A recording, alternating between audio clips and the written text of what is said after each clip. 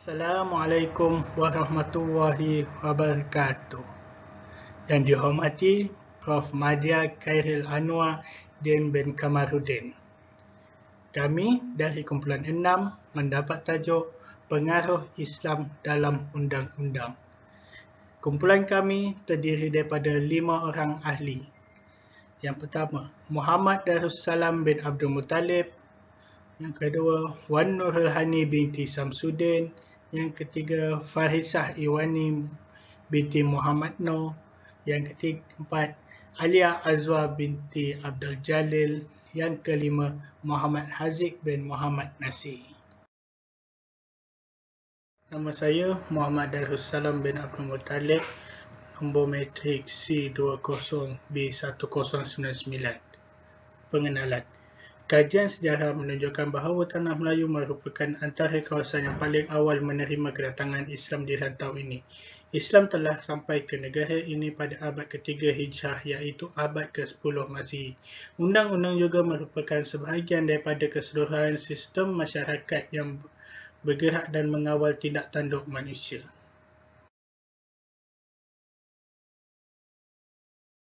Baiklah, Assalamualaikum warahmatullahi wabarakatuh. Nama saya Farisah Iwani binti Muhammad Noor, nombor matrik C20E0976.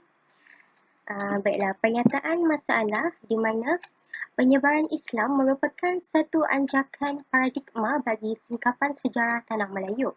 Islam sebagai agama hak bukan sahaja mengubah kepercayaan masyarakat Melayu dari bertuhankan cakrawala, unsur-unsur alam seperti patung-patung berhala kepada bertuhankan Allah yang Maha Esa. Malah ia juga mengubah jiwa, rohani, corak pemikiran dan pemandangan hidup masyarakat serta mencorakkan kebudayaan yang lebih benar dan murni. Perbincangan pengaruh Islam dalam kajian ini merujuk secara langsung kepada penelitian yang dilakukan untuk melihat sejauh mana undang-undang yang ditulis itu dipengaruhi oleh pengaruh Islam. Walaupun undang-undang itu digobal sebelum kedatangan Islam maupun selepas kedatangan Islam. Ini bagi membuktikan bahawa pemimpin sekarang ini masih mengutamakan ajaran Islam dalam merangka undang-undang mereka.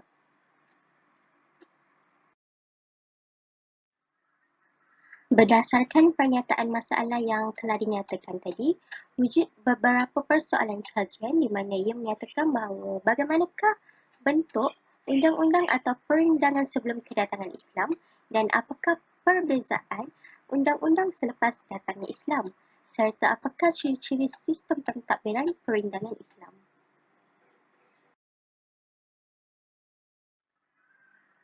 Baiklah, objektif kajian ini dilakukan adalah bagi mengkaji mengenai pengaruh Islam dalam undang-undang yang diambil kira daripada beberapa sumber sebagai rujukan, seterusnya mengenal pasti bagaimana perundangan atau undang-undang yang dirangka sebelum kedatangan Islam dan selepas datangnya Islam.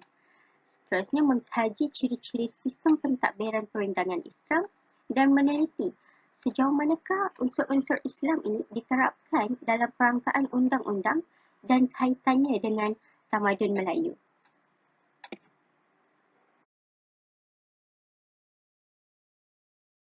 Assalamualaikum warahmatullahi wabarakatuh. Nama saya Wan Nurul Hani binti Samsudin dan saya akan menerangkan bahagian batasan kajian.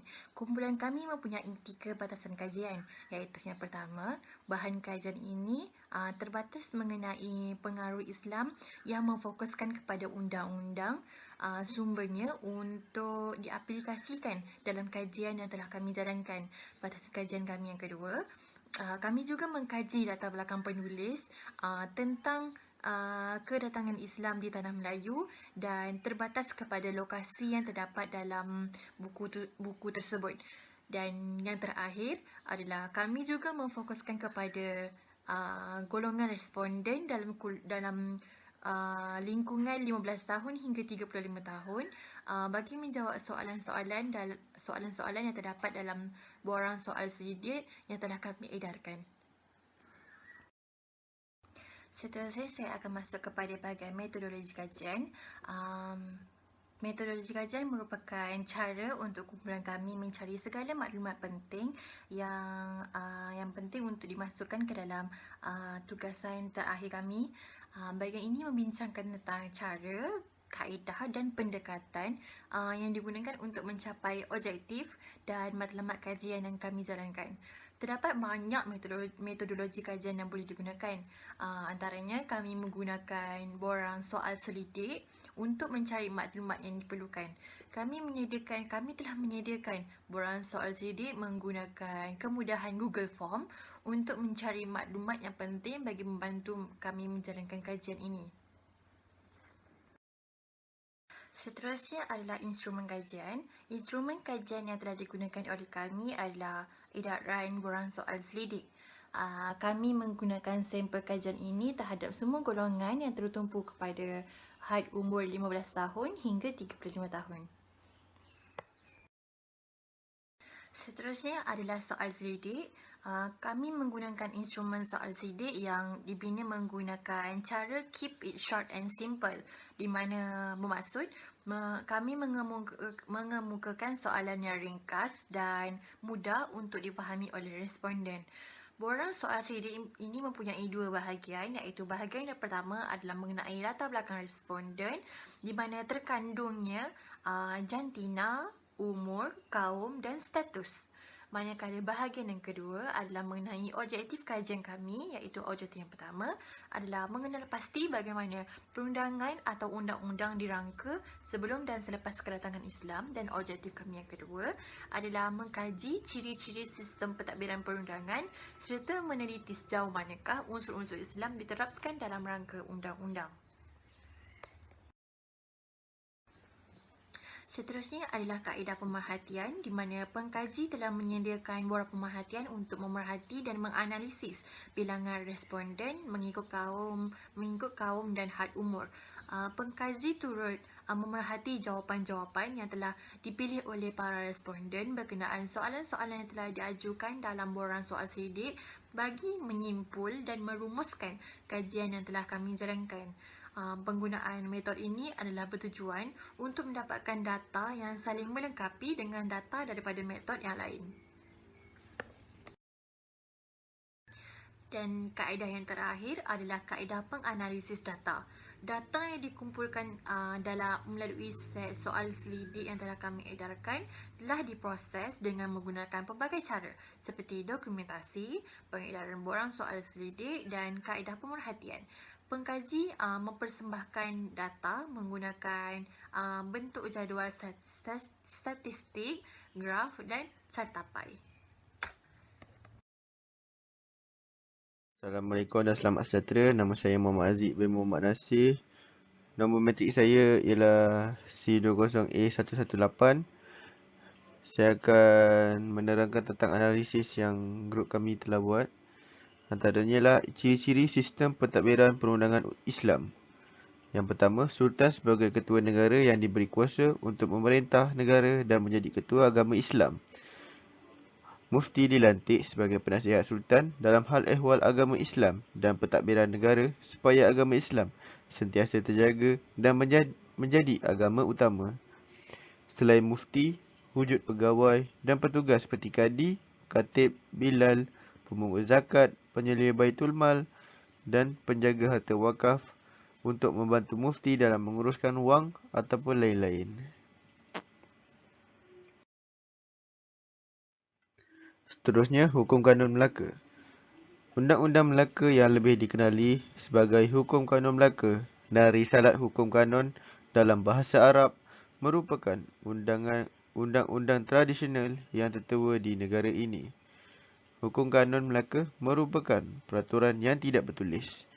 Menurut pandangan Dr. Muhammad Yusof Hashim, Hukum Kanun Melaka pada mulanya dijalankan pada masa pemerintahan Sultan Muzaffar Shah pada tahun 1446 Masihi sehingga 1456 Masihi, tetapi ia baru ditulis dan disusun secara teratur pada pemerintahan Sultan Mahmud Shah pada 1489 Masihi sehingga 1511 Masihi. Hukum Kanun Melaka ini diwujudkan bertujuan untuk melindungi rakyat, kerajaan dan negeri Melaka. Hukum Kanun Melaka mempunyai 44 fasal yang menyentuh tentang bidang kuasa, raja dan pembesar, pantang larang dalam kalangan anggota masyarakat, hukuman terhadap kesalahan jenayah dan Undang-Undang Melaka. Dalam Hukum Kanun Melaka juga sedikit sebanyak menyentuh tentang hukum-hukum Islam seperti hudud. Melaka sebagai panduan yang lengkap dalam menjalinkan pemerintahan Kerajaan Kesultanan Melayu Melaka. Hukum Kanun Melaka sungguh penting kerana menjadi panduan dalam menjalankan pemerintahan Kerajaan Kesultanan Melayu Melaka.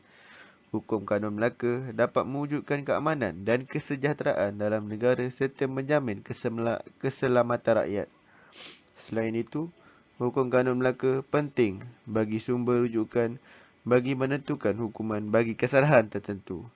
Dalam undang-undang tersebut terkandung satu adat yang digelar adat lembaga yang di dalamnya mengkanunkan sistem pentadbiran dan pemerintahan yang teratur.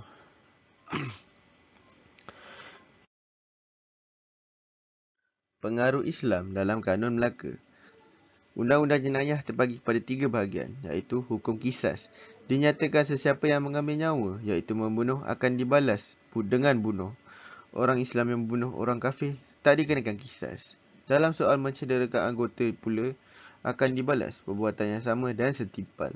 Hal ini selari dengan surah Al-Ma'idah ayat 45. Hukum niat pasal 17 Hukum Kanun Melaka menyatakan pembunuh dengan sengaja jika diberi maaf oleh waris akan dikenakan diat, iaitu denda. Hal ini selari dengan mazhab Syafi'i. Hukum hudud berhubung dengan kesalahan zina, qazaf, mencuri, minum arak dan murtad. Sebagai contoh, kesalahan zina akan direjam sampai mati bagi yang telah berkahwin dan disebat 100 kali bagi yang belum berkahwin. Hal ini selari dengan surah An-Nur ayat 2 dan juga hadis. Bagi kesalahan qazaf akan disebat 80 kali sebatan. Bagi kesalahan minum arak akan disebat 40 kali sebatan. Hukum takzir bagi kesalahan yang tidak dikenakan hudud dan kisah seperti mencuri, tidak cukup nisab akan dikenakan takzir. Contoh, akan diminta pulang semula barang yang dicuri atau digantung di leher dan diarak di sekeliling kampung sebagai pengajaran.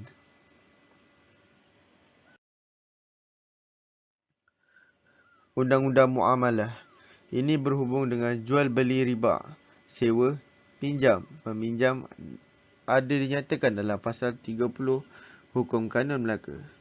Contoh disebut dengan nyata haramnya riba, tidak boleh berniaga dengan orang-orang gila. Undang-Undang Keluarga. Ini berhubung dengan isu perkahwinan, penceraian, wali talah dan sebagainya. Dalam hal ini, semuanya selari dengan hukum Islam. Undang yang tidak selari dengan Islam, iaitu Sultan berada di atas undang-undang, iaitu konsep Divaraja. Hukum kisas tidak dikenakan kepada Sultan atau kerabat raja.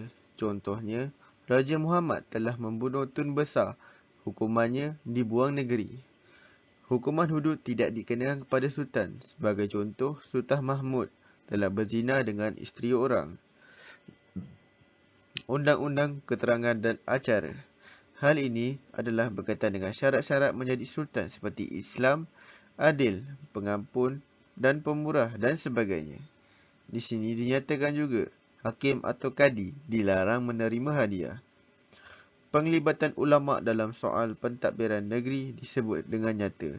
Ulama dan kadi terlibat aktif dalam soal pertabalan, perkahwinan, pemakaman seseorang raja atau sultan. Meskipun pengaruh Islam amat ketara dalam Hukum Kanun Melaka, masih terdapat banyak pengaruh Hindu dan adat Melayu yang bertentangan dengan Islam seperti perkara di bawah. Itu mengamalkan diskriminasi dalam undang-undang, tidak amalkan persamaan takrif. Ini kerana ada larangan memakai warna kuning. Yang kedua, konsep daulat dan tulah. Amalkan konsep pantang derhaka kepada raja atau sultan walaupun memerintah dengan zalim. Pengaruh adat Temenggung. Mengikut Yusuf Hashim, hanya 41% saja Hukum Kanun Melaka yang mempunyai Islam dan selebihnya pengaruh kepada adat Temanggung. Undang-Undang Laut Melaka. Undang-Undang Laut Melaka ialah naskah undang-undang atau hukum yang digunakan dalam pelayaran. Ditulis masa zaman pemerintahan Sultan Mahmud atas permintaan Nahkoda Melaka yang menginginkan hukum pelayaran yang tetap. Antara yang terkandung dalam hukum kanun Melaka ini adalah: yang pertama, menentukan peraturan pelayaran dan perdagangan. Seterusnya, tugas pegawai kapal. Kuasa nahkoda menjatuhkan hukuman. Langkah keselamatan dalam kapal. Tugas anak-anak kapal. Dan yang terakhir, penyewaan dan menumpangkan kapal dagang. Peranan hukum kanun Melaka iaitu amatlah penting sebagai sumber rujukan bagi menentukan hukuman bagi kesalahan tertentu. Menentukan pembahagian tugas, peranan serta struktur pemerintahan dalam undang-undang. Terkandung satu adat yang digerar. Adat lembaga yang di dalamnya menganunkan satu sistem pentadbiran dan pemerintahan. Melancarkan pentadbiran memudahkan urusan tertentu kerana berlaku pengkhususan yang sudah pastinya meningkatkan mutu.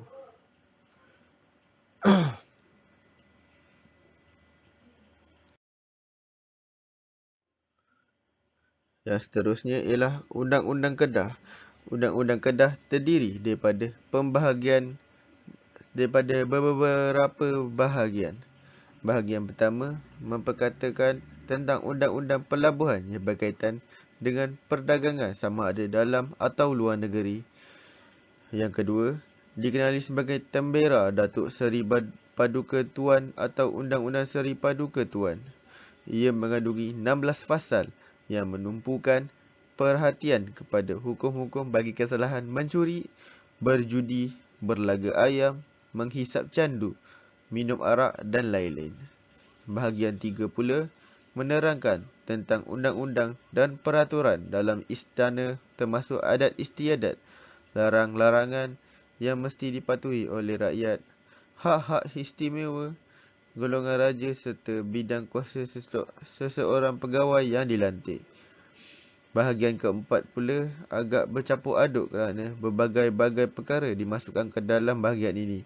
Ianya termasuk tentang bunga emas, alat kebesaran masa pertabalan, adat memindang diraja, perihal tugas dan tanggungjawab pembesar negeri-negeri lain.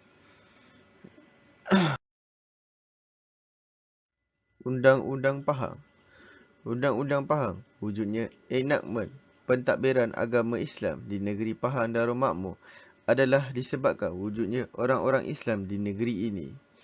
Mengikut catatan sejarah sebelum tahun 1457 Masih, penduduk negeri Pahang Darul Makmur tidak berapa jelas sama ada telah menganut Islam ataupun tidak, adalah kerana negeri Pahang Darul Makmur telah dikuasai oleh Maharaja Dewa Sura, iaitu wakil kerajaan Siam di Pahang. Beliau sudah tentu beragama Buddha, tetapi setelah Sultan Mansur Shah, Sultan Melaka yang mengambil langkah untuk menyerang negeri Pahang, telah berjaya mengalahkan Pahang. Jika perjumpaan kisah-kisah sejarah seperti batu nisan, batu bersurat dan lain-lain bukti dijadikan asas pentadbiran agama Islam di Semenanjung Emas ini, maka negeri Kedah ialah dikatakan yang terawal menerima Islam. Penemuan batu nisan kepunyaan Syekh Abdul Kadir keturunan Farsi telah ditemukan di Semenanjung Aris, Langgar pada tahun 1962 adalah bukti nyata mengenai hal tersebut.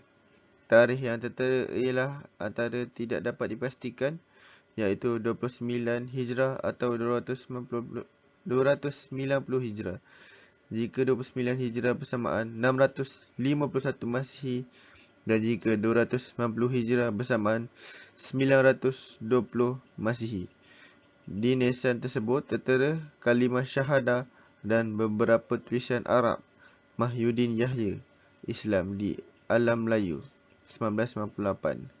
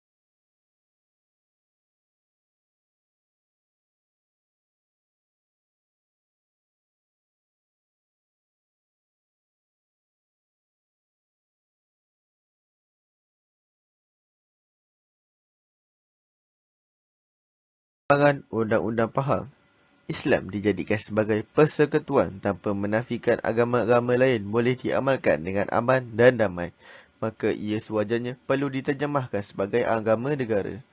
Kedudukan agama Islam dalam perlembagaan persekutuan merupakan realiti hari ini sebagai refleksi atau kesan kepada peristiwa-peristiwa yang berlaku dalam sejarah. Ianya termasuklah berhubung soal-soal yang berkaitan dengan kedaulatan yang di-Pertuan Agong dalam sultan-sultan yang menjadi ketua agama Islam di negeri-negeri.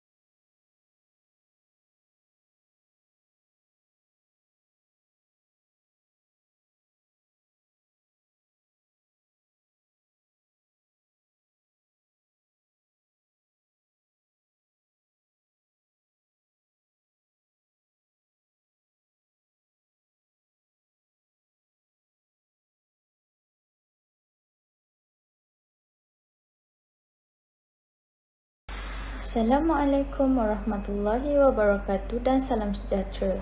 Nama saya Alia Azwa Abdul Jalil, nombor matrik C20A0925. Hari ini saya ingin membentangkan tajuk Undang-Undang Terengganu. Terengganu merupakan antara negeri tertua di Tanah Melayu dan telah wujud semasa kegemilangan Kerajaan Sriwijaya. Terengganu telah menjadi kerajaan pelabuhan sejak awal abad ke-18 dengan kedatangan ramai pedagang dari segenap pelusuk rantau. Bukan sahaja dari segi perdagangan, malah juga pada pengurusan pemerintahan dan kedaulatan undang-undang. Seterusnya, pada 2 November 1911, Kerajaan Terengganu telah mengubah perlembagaan untuk negeri tersebut. Undang-undang ini merupakan dokumen perlembagaan bertulis tertinggi yang memperuntukkan secara khas kuasa bagi penubuhan dua badan tertinggi di negeri Terengganu, iaitu Jemaah Mesyuarat Kerajaan dan Jemaah Menteri. Seterusnya, merupakan undang-undang bagi diri Kerajaan Terengganu ini yang menjelaskan pertimbangan atas dasar agama. Antaranya ialah agama bagi negeri Terengganu ialah Islam.